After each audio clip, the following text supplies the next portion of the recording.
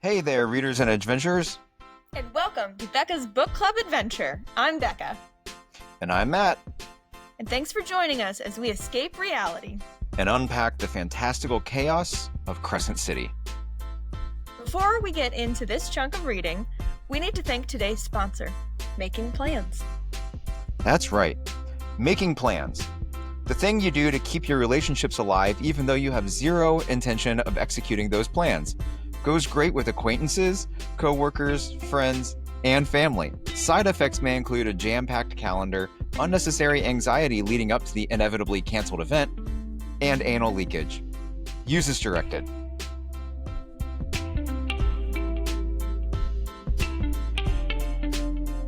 Well, let's get into the book, because honestly, we were reading the chapters and I almost cheated. I almost kept reading after chapter 20, and then I was like, I can't do that. That's wrong. So I read half of another book this weekend because I just was in a reading mood. So this week we read chapters 8 to 20 of The House of Earth and Blood by Sarah J. Maas, and it starts 22 months later. I was trying to think about it. I read that line and I was like, oh my God, who was right? Was Matt's prediction right or was my prediction right?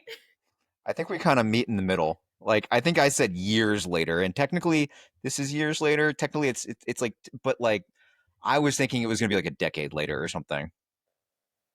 Right? And I think I'd put bets on like a week later. Yeah.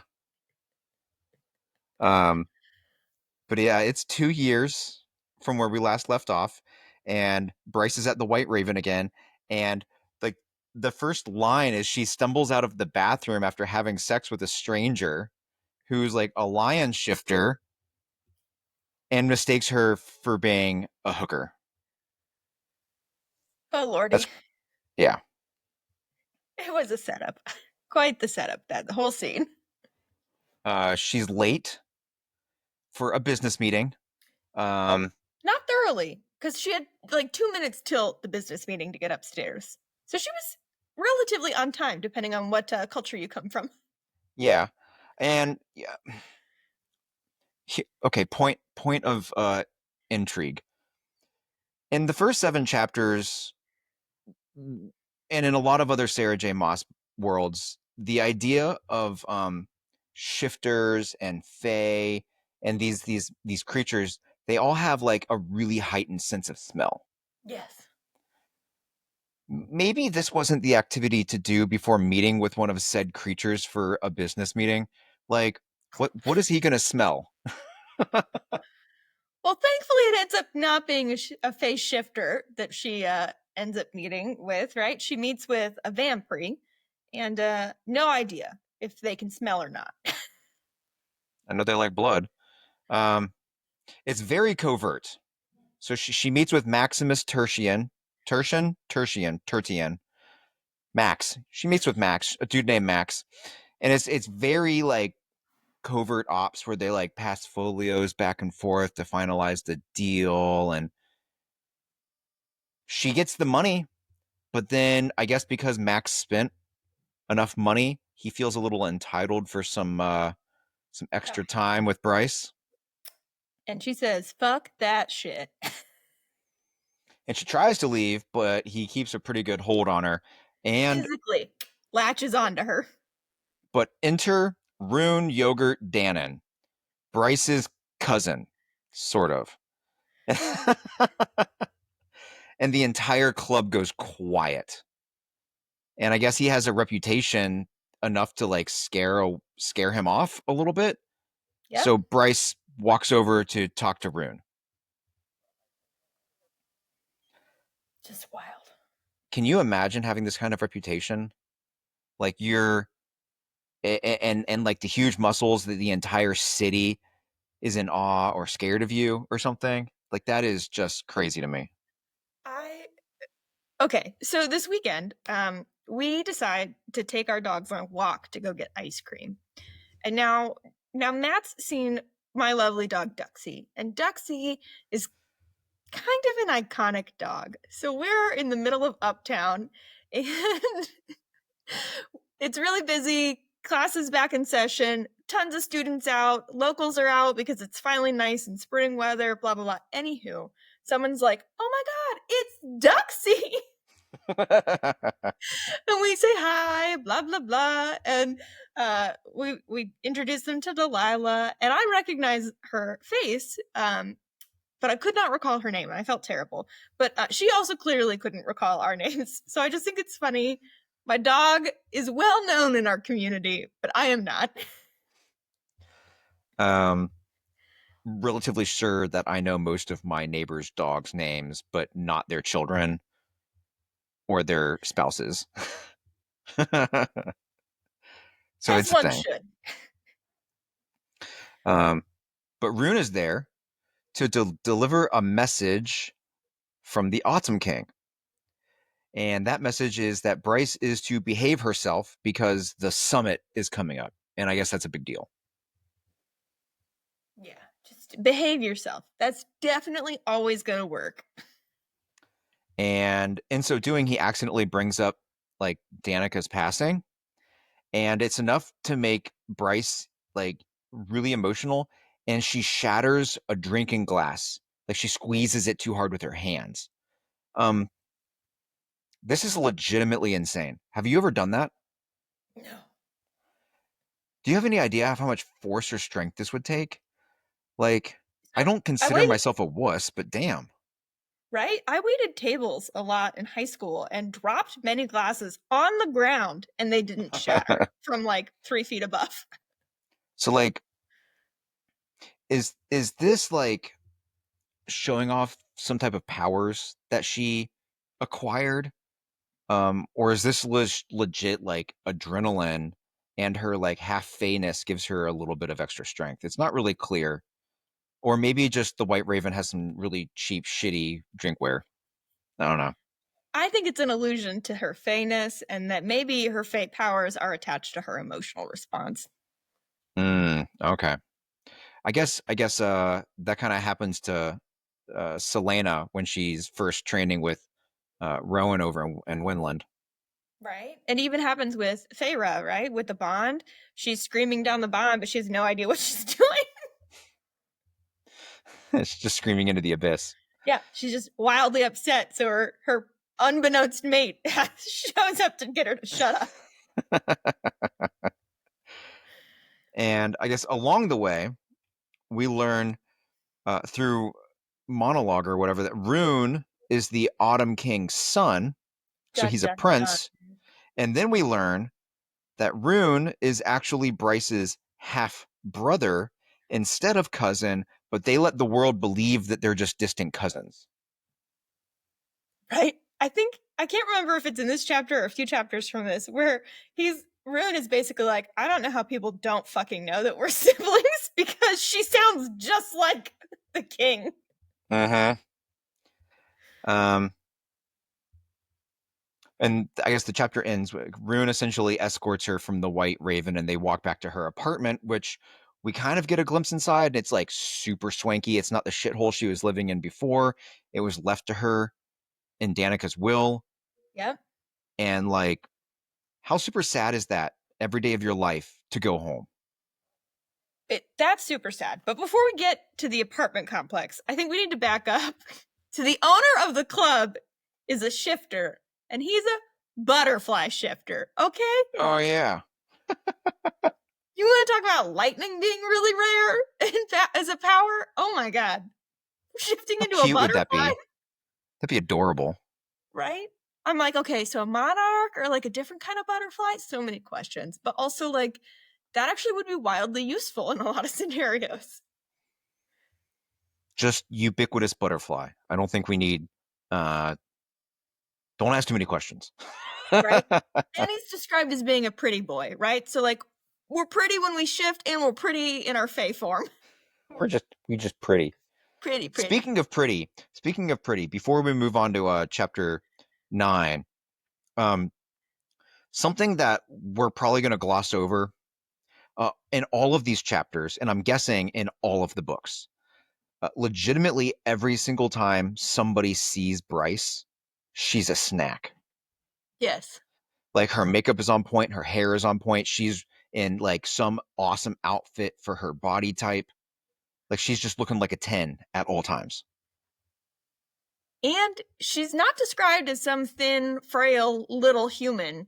So I deeply appreciate we're a snack with thighs. How much work is it to look like that all the time? Like she's looking like a 10 every single day of her existence in these books. And I'm here to tell you that I don't think in my 37 years of life, there's been a single day where I've looked like a 10. No, no. I That's mean, I don't crazy. even put makeup on most days. So, like, the time and energy and effort you got to put into looking put together. Mm-mm. But I guess chapter 9, we shift POV back over to Hunt Athalar, and he be killing people with a sword. And walks in disgusting into the barracks. And we run into a new dude, Justinian. I'm sorry, that's a dumb name. But then we get to the good name, and Victoria's back. Yep.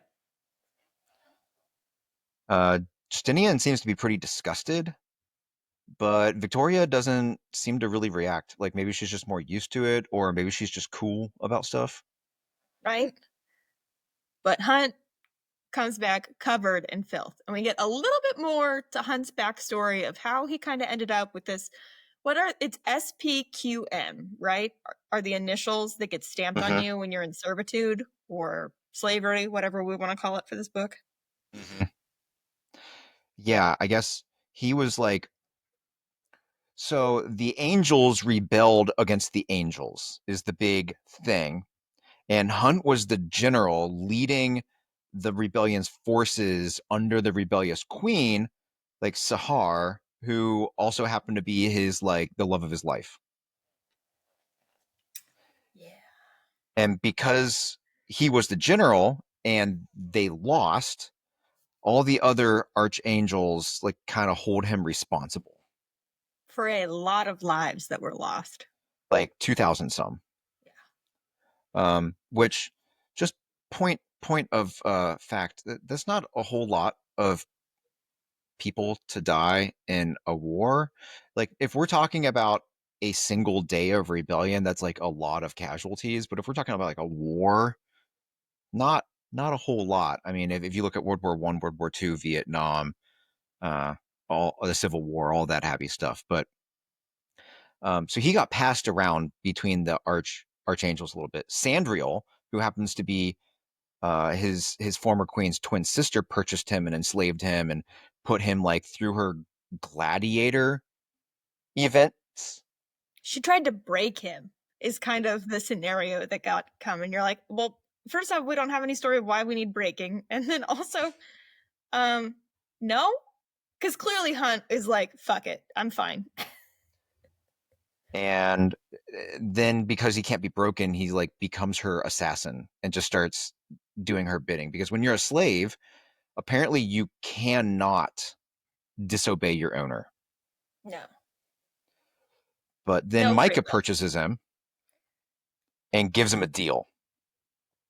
It's a pretty slick deal. Yeah.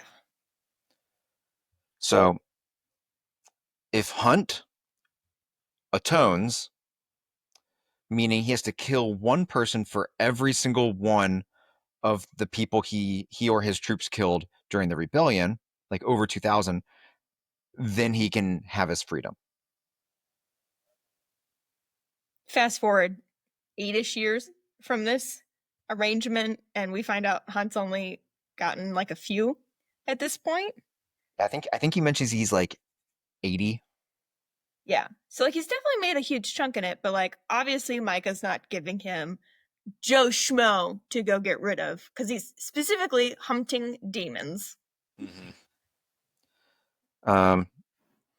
Anyways, the chapter is a lot of inner monologue, and it just ends with Hunt getting into the shower. Which TV show? Can anybody else see like the towel drops and we see it drop around his feet as he steps into the shower, and then his burly chest starts getting water droplets on it, and as he turns around, that fades to black and commercial. Beautiful, just beautiful. I love in with the smut world, right? People will talk about how you have these medieval characters who get really muddy and dirty and whatever, but like very rarely do they talk about shower habits in those books. And someone had commented on this post that was all about that. They're like, Sarah J. Maas's characters are in the shower all the time. And quite literally, she does describe them actually cleaning up after blood and gore. Yeah, plus like I think like psychology studies have found that trauma victims, and we don't need to go into the specific traumas, but they like all take super long showers after the event and like some mental way to get clean. And if we really read Sarah J. Maas, it's just trauma after trauma after trauma after trauma. So showers make a good sense, you know? Yeah. Um, I think the other thing I like about SJM, what she does that like no other fantasy authors do, is eating. You ever notice like how much Feyre eats or how much Selena was eating? Somehow in all of these books, you have these like super like strong, muscular men, and then they don't eat for like 4 weeks, but they're still these like hunk of beef dudes. Right? Like, I get that some of the normal day to day activities don't necessarily go inside a plot line, but they also don't not go in a plot line. Like, Mm-hmm. yeah, you're eating while you're discussing how you're moving your troops. So, like, why is the food not discussed? For real, right? Um, okay, so chapter 10 starts. We're back with we're back with Bryce, and I just really like the first sentence of this chapter. It was barely 10 in the morning and Tuesday was already fucked. Snap. Hell yes. Bryce is back at work at Griffin Antiquities, and she's waiting on a rich, snooty couple that end up being, we find out, on a blind date. What a horrible blind date. There's so many things wrong with this setup of the date because the guy's like straight up an asshole to Bryce. Meanwhile, the woman is like, thank you, but we don't need help. Like, very classical, like, we don't want to be a bother, but like also Griffin's Antiques is like appointment only. So like they are truly, it's the couple and Bryce hanging out in this space. So like awkward on so many levels. And it's quiet, right? Like, how are you going to get to know this person? How are you going to feel comfortable to have conversation? You're just walking around looking at art. Like, you don't know each other, so you're not going to hold hands. You're not going to be PDA. You're not going to be talking. Like, what's the point of this date? And the vibes I'm getting is like, dude takes a person to go pick out engagement rings on a first date kind of scenario, and you're like, that's a huge turnoff for so many people. It blows my mind. Like, the only thing I can think here is that he was going to throw around some money and look like a big shot. And I have yet to come across a single female in my world that is impressed by money. They want to have security, don't get me wrong, Absolutely. but I think it's actually a turn off when you're flashing your money around. Oh. And yet we have all the guys out there that still do this shit. Well, and if you feel the need to do this, there's a good chance that's because that's where you feel insecure, right? So I feel like in a lot of people's minds, they're like, this is a cover up, and they maybe aren't financially secure, and that's maybe why it turns into a really quick turnoff. For real. But while they're perusing, the front door's buzzer goes off and Bryce has to deal with it. And guess who's outside? Our newest favorite character, Hunt and Isaiah. Boom. And Bryce gives them such a sassy, cocky runaround and tells them to essentially F off, but then they drop a bomb on her that she can't ignore. Yeah. Like a rough one. There's been another murder. Dun dun dun. And it's in the same way that Danika was murdered. And it was Maximus Tertian. Boom. So this poor woman goes through this wildly traumatic event 22 months prior, and now she goes, does a business deal, gets hit on by a client, and the client dies shortly after the meeting. And now people are investigating. And it also clearly means that Philip Briggs, the dude they thought that did it, didn't do it. No, And so she spirals hard because of that. Danika's murderers just roaming around the streets or like hanging out at the like ice cream shop or whatever. It's gotta be, it's gotta be triggering. Like, I'm guessing, so if you have your roommate die, and that means the killer knows where you live, and the killer's after somebody that lives in that apartment, you probably only feel safe if the killer is put behind bars. Yeah. And then Or you at learn least that they not didn't safe, do it. but sane enough to sleep. Yeah. And yeah. So Hunt and Isaiah go in after the blind date couple leave, and they question Bryce about it. But then they actually tell Bryce that the real reason they're there is because Micah, the governor, is on his way to talk to her and her boss Jessica about this. Why even dispense with the pretense? Why not just lead with that shit? Right? And then I can vaguely understand why Micah is involved, but why is Bryce's boss involved in this shindig? Oh, and I guess that makes sense as we move forward, but I still think it's just like a way to get a group chat going. So Micah shows up precisely 10 minutes later, and they all go through the pleasantries and the small talk, and Bryce gets Jessica on the video chat because they can do that. And Micah doesn't waste any time. He wants Bryce to work with Hunt to catch this killer.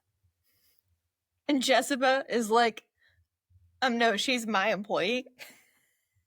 Yeah. She's all like, okay, you can use her as long as you pay me for using her. Like, she makes it very clear, like, this is one part your free time, Bryce, and also 2 parts I need a paycheck. But that's the cliffhanger that chapter 11 leaves off on. And then we go into chapter 12, and the group chat continues. And we learn that Micah wants Bryce to do this because she knew both of the victims. Statistically, the victims knew their killer, so through the transitive law of logic, somehow Bryce is going to know the killer. And also, Bryce was at the White Raven on the evening of both murders, and because of that coinkydink and that pattern, obviously Bryce also knows who the killer is. Boom, And like that's literally the entirety of chapter 12. Yeah. Micah's like, I have a shit ton of assassins who are trained to do this and can follow a plotline great, but I need Bryce. I need the hot chick. Is a party girl who has her degree and has figured out how to get a stable job. And we're going to just fuck her life over.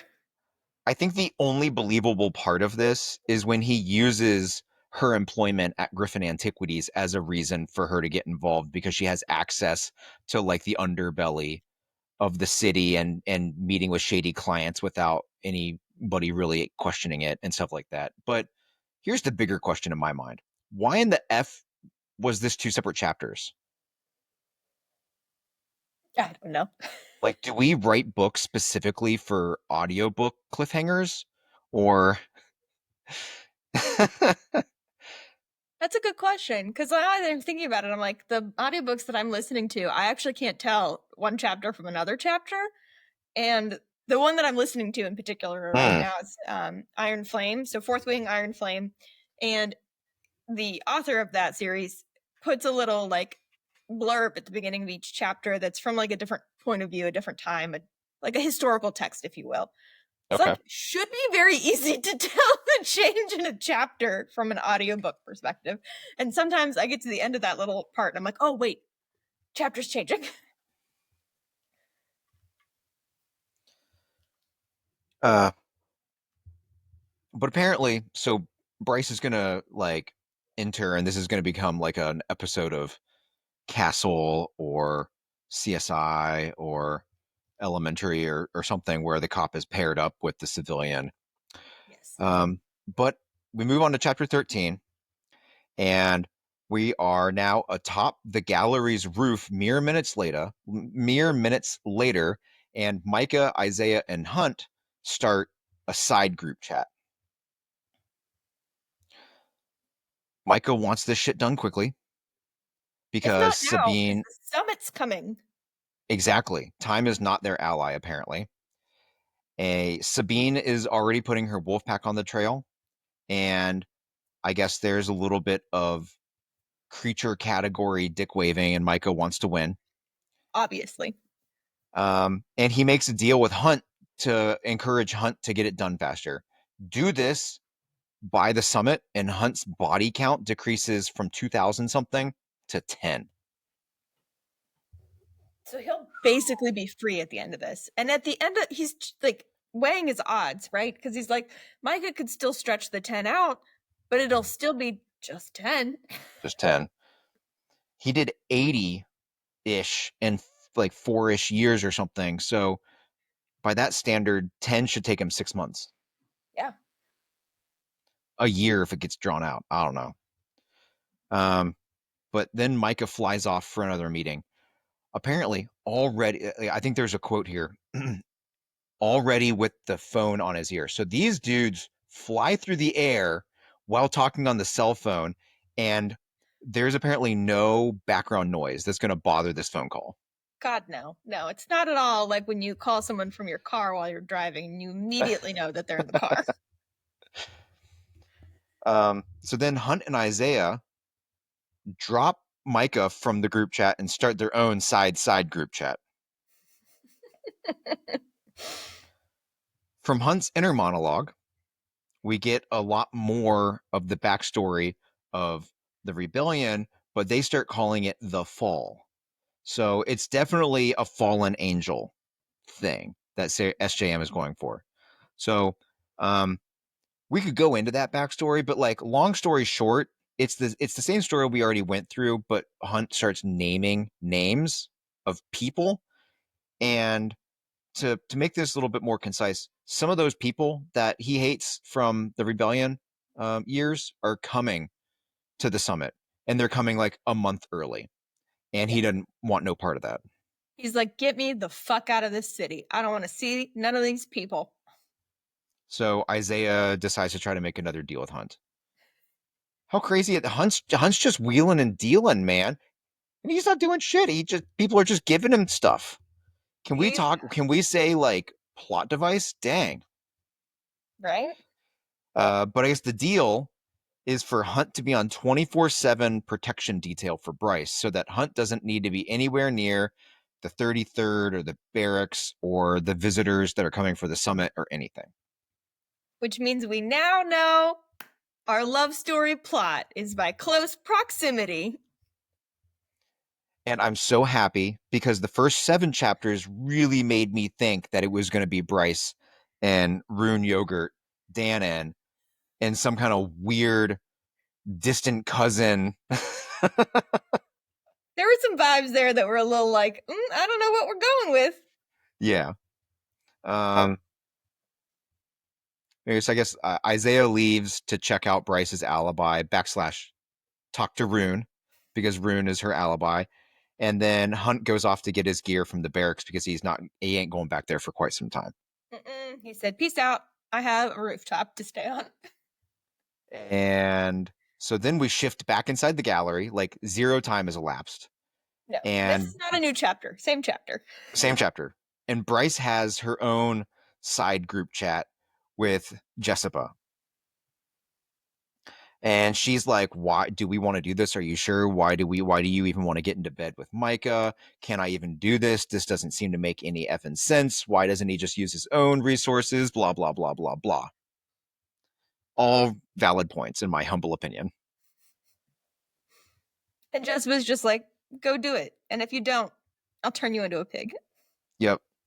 Also, if you let this affect your job, I'll turn you into a pig.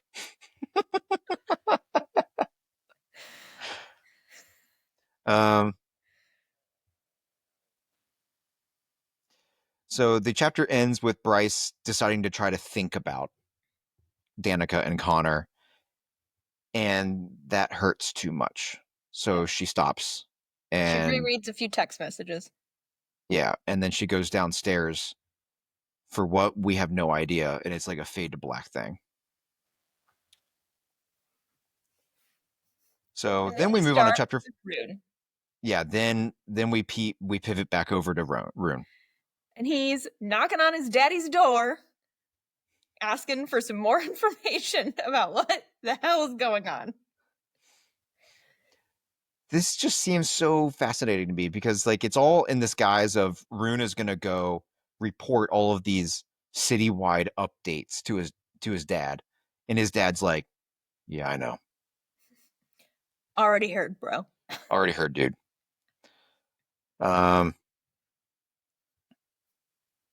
So the Autumn King like changes the subject after making Ruhn feel like shit about himself.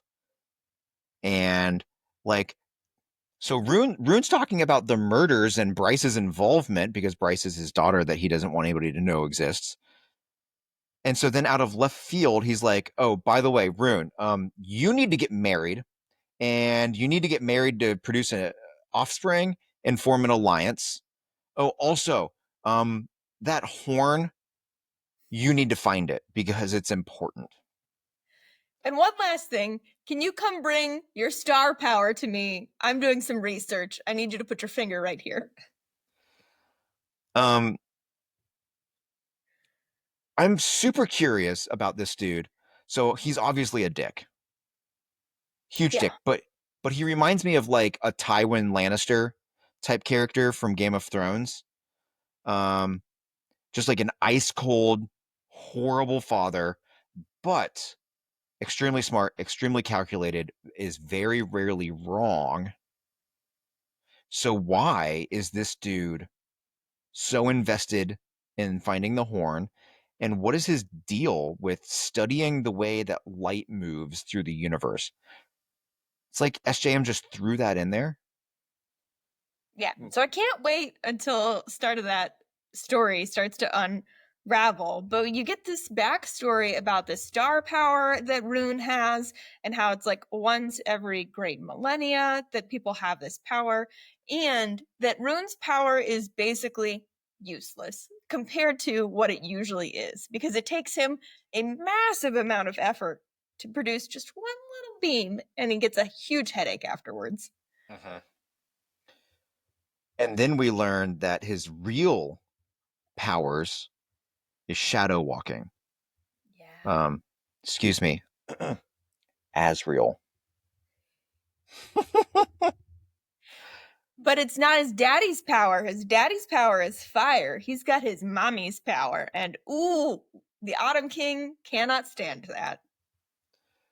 So, okay, because of that, I'm now super curious if Bryce suddenly develops some firepower. She has fiery red hair. It's always an omen. Yeah. And then she would be like a direct parallel to Aelin.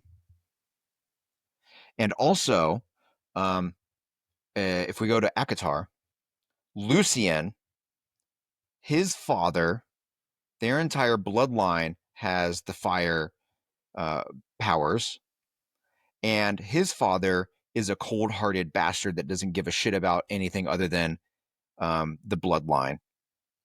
And leads the Autumn Court. And leads the Autumn Court. That's right.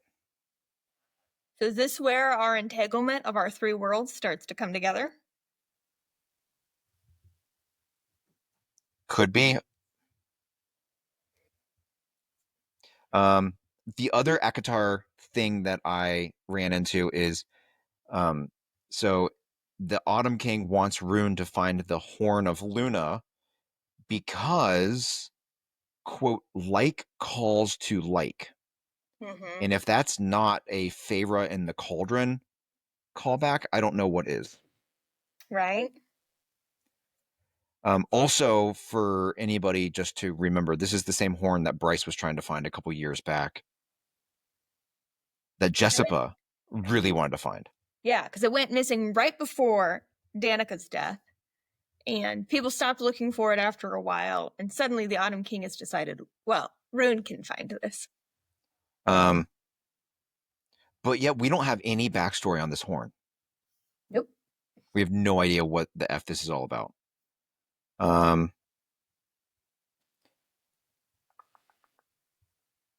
So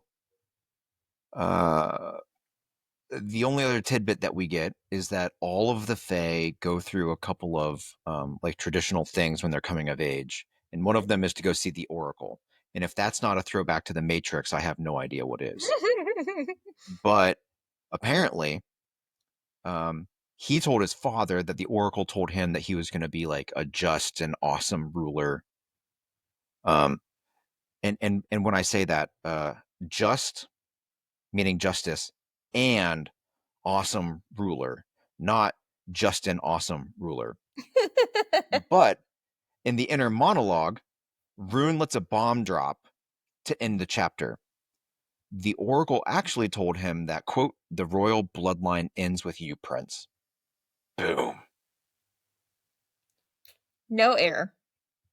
Or at least No not in the heirs. sense that we want it to be. So we pivot into chapter 15. We're back in Bryce's apartment.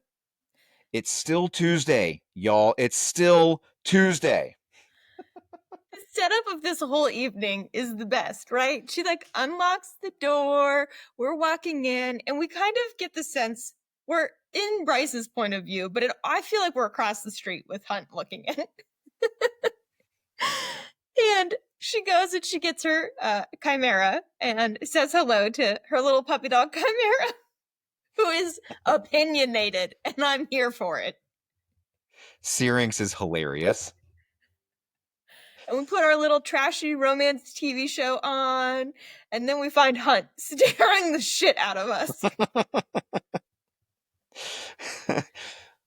Like, I'm trying to figure out how good is the Fae's eyesight, because my immediate thing was almost like thinking about New York City, and like where the avenues are a little bit broader, and Hunt is actually a pretty good distance away. But that's like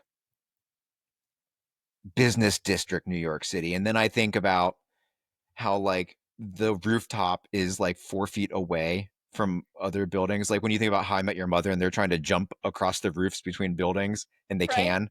I was gonna say like Friends, where you watch people through each other's windows. So how freaking close is Hunt? Like And the opinionated chimera is like licking the window, salivating over Hunt watching them. And Bryce is pissed off so badly that she gets up and she closes the window or window curtain so that he can't see it anymore. So he calls her. So he just calls her. And he's like, hey, now, I was watching that TV show. Yeah, okay. In Hunt's defense, that's the best thing to say. It's not, I'm trying to protect you. I was watching out for you. I wanted to watch what you were watching. I don't even like it. I'm just bored as shit.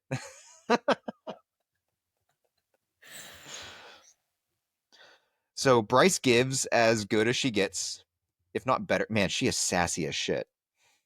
Does this seem like flirty to you, or is it just tense and sarcastic? How did you read it?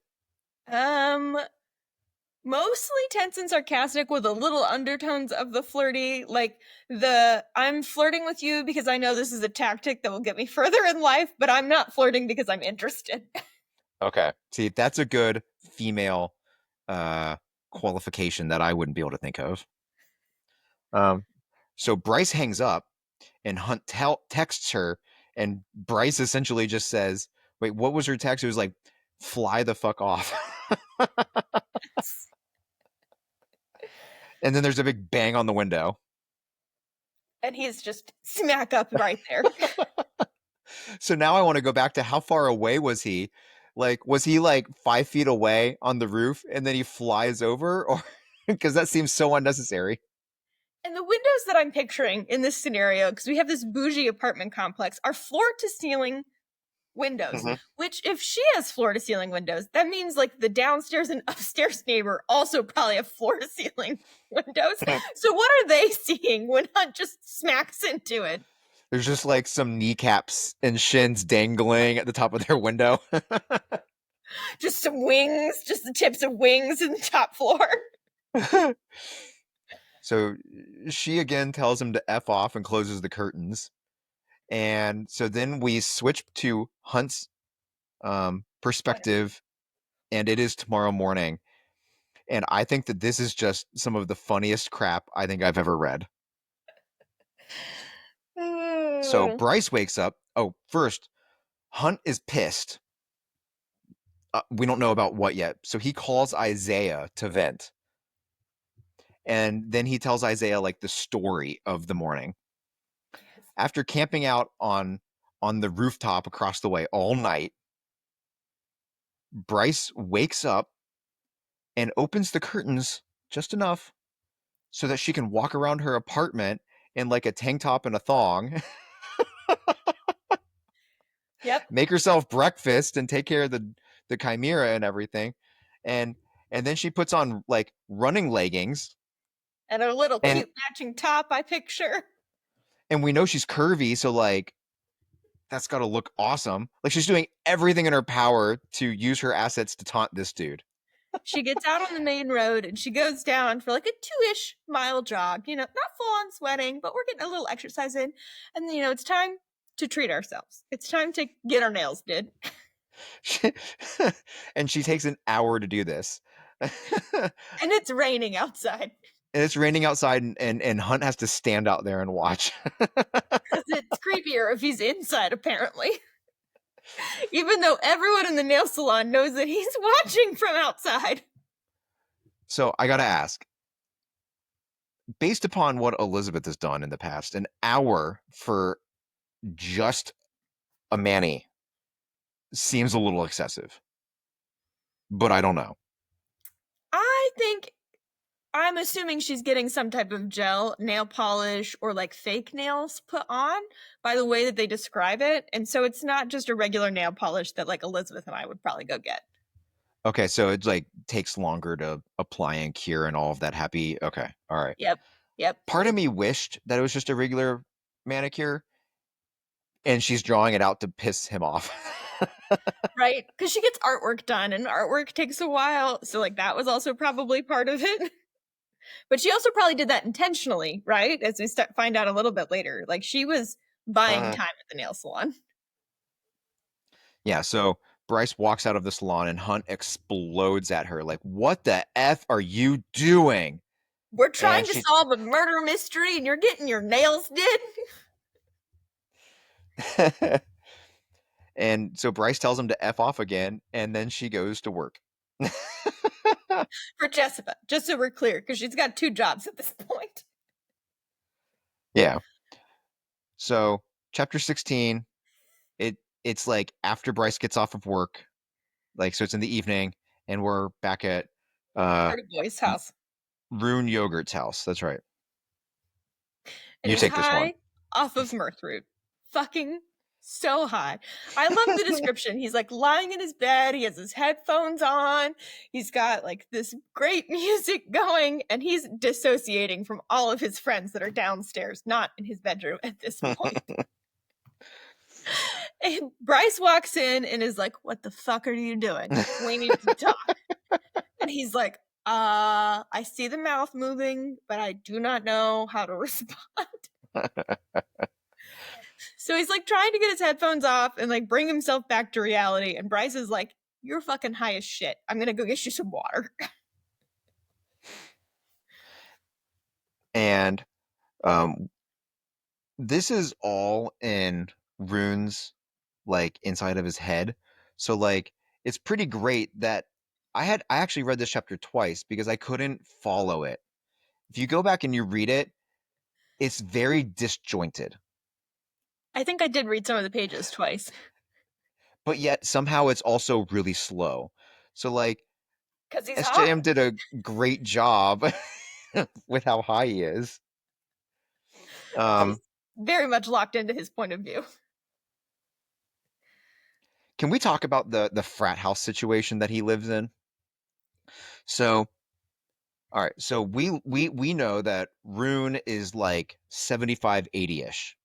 Yeah. So he's not an old fae, and maybe by their extended lifespans, he's still a teenager. But this bothers me, and it's like in all of fantasy books, right? So he is the like commander of the fae forces, but yet somehow he's still a teenager or a college kid based upon their time span. Like the job and the responsibility don't fit then the personality that they give these quasi immortal creatures. Like I understand that you're going to live for like 800 years, and so therefore you're like 8 instead of living to 80, right? But like, where's the But 200-year-old that could be doing this job?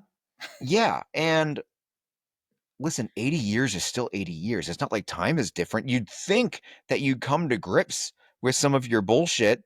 Like, Well, in the way she describes this house like falling apart, like I'm immediately taken back to some of the marching band houses that I would go and party at in college, right? Of like, this is the house where all of the guys within the marching band are. And it's just, I don't know, your classic Cincinnati house, right? The basement is like this cellar that no one wants to hang out on except on Friday nights. And the whole town is there, just like in this book. dude, this house has a beer pong table in it. Yeah. And a chandelier that they swing off of. Anyways, Bryce is there to ask him. Well, first she tells him about Micah putting her on this murder, and that goes against the Autumn King stuff. But she asks him about the Viper Queen. And Ruhn doesn't know anything about the Viper Queen except for she be dangerous, don't do that. Yeah. Whatever you're asking about, stop. Don't fuck around with that shit. And because Bryce can't get any answers, she leaves.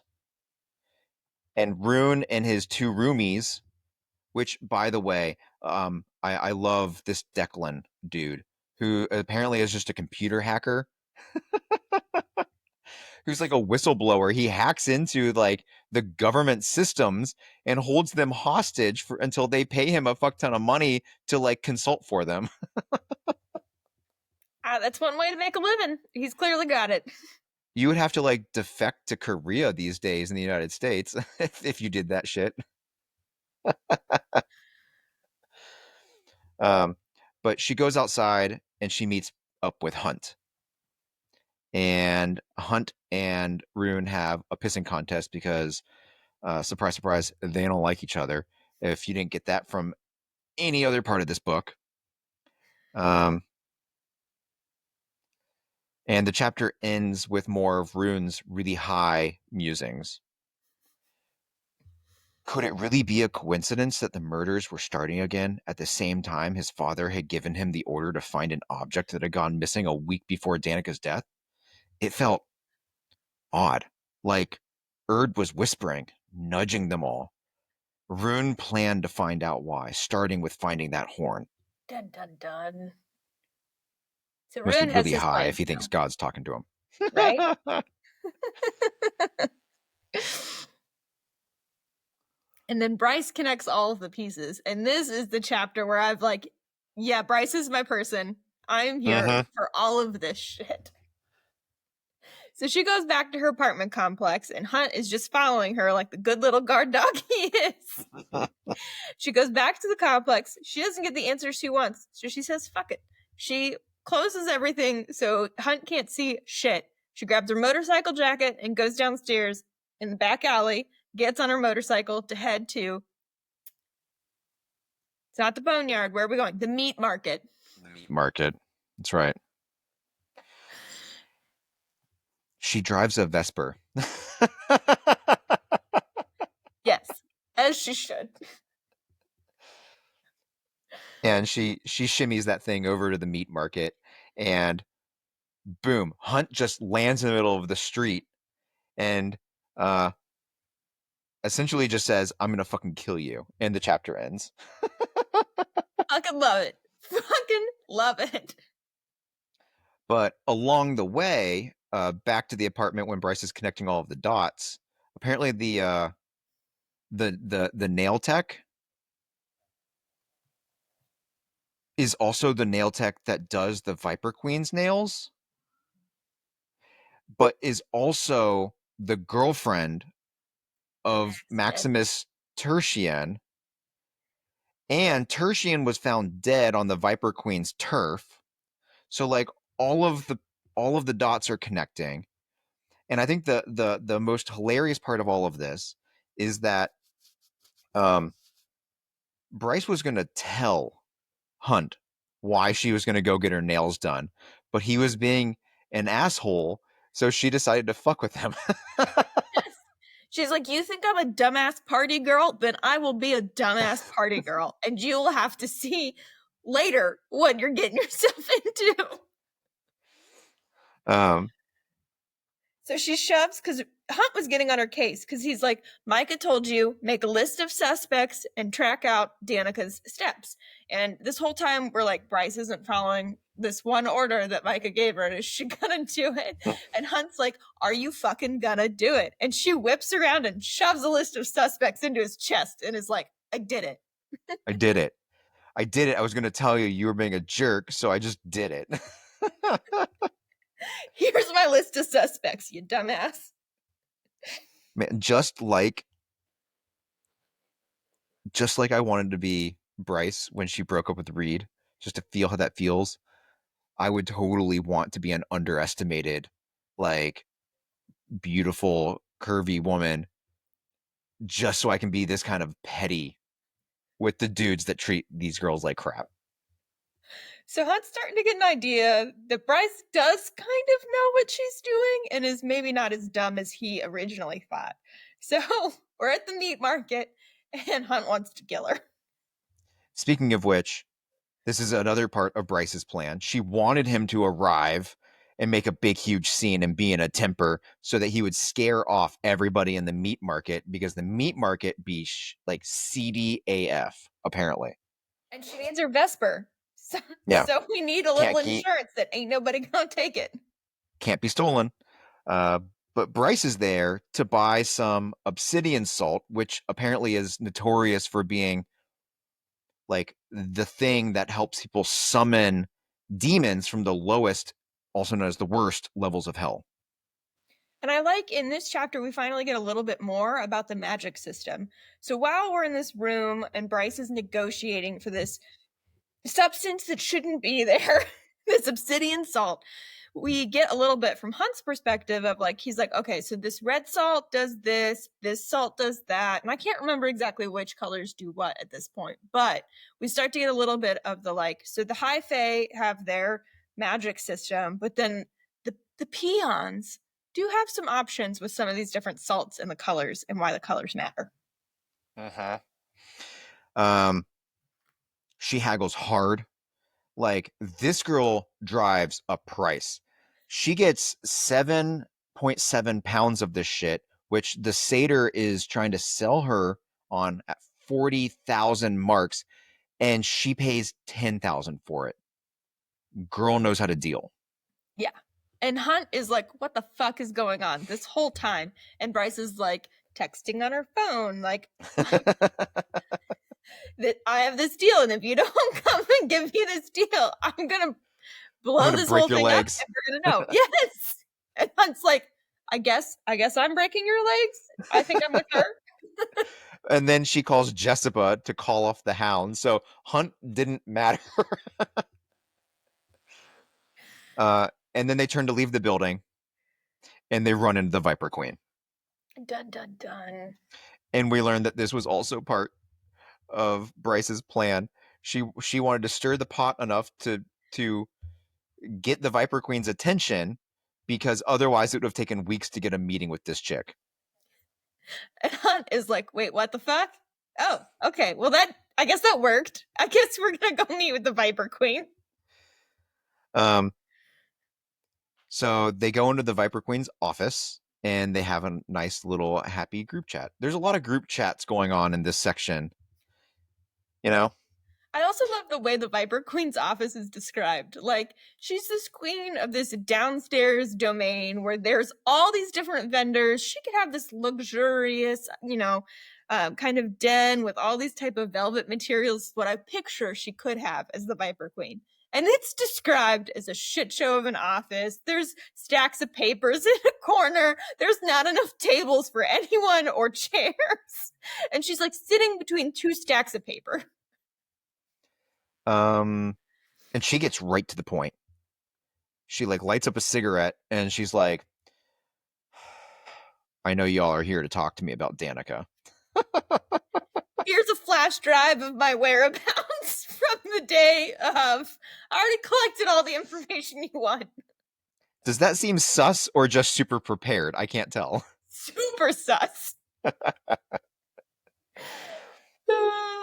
And she admits that yes, she knew Danika and they had a working relationship, because sometimes you gotta slum a little to get a little. So the chapter ends with her letting them go, but giving Bryce some very cryptic advice. Look toward where it hurts the most. That's always where the answers are. Which at this point, I'm like, duh fuck. But very quickly, we get into chapter 20. And Bryce is like, yeah, I know where it hurts the most. I didn't want to make that list of where Danika was the night before her murder. So I guess I need to make this list now. I guess I need to. And she's having trouble doing it. So she calls Hunt. And Hunt answers. I love this. Hunt answers. He's like, oh my God, is everything okay? Are you dying? She's like, I'm fucking fine. Why are you freaking out? He's like, you've never called me before. I assumed it's an emergency.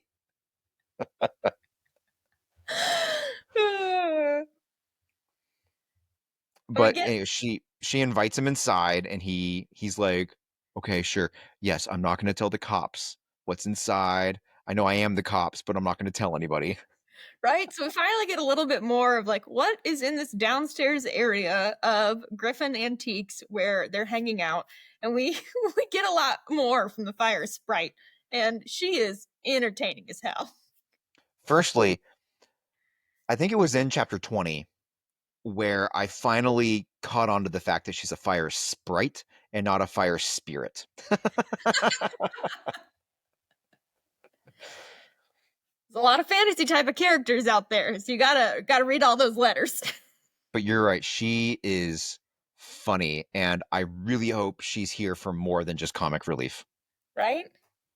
So she's in charge of all the books downstairs, and we know that some of these books are final editions or final copies that weren't burned in whatever uprising that had occurred, either the one involving Hunt or maybe ones several before. We also know some of these books have a personality of their own and like to try and escape and throw themselves off the shelf. And the fire sprite is in charge of that because, she's going to put the fear of God in them because she's going to burn them.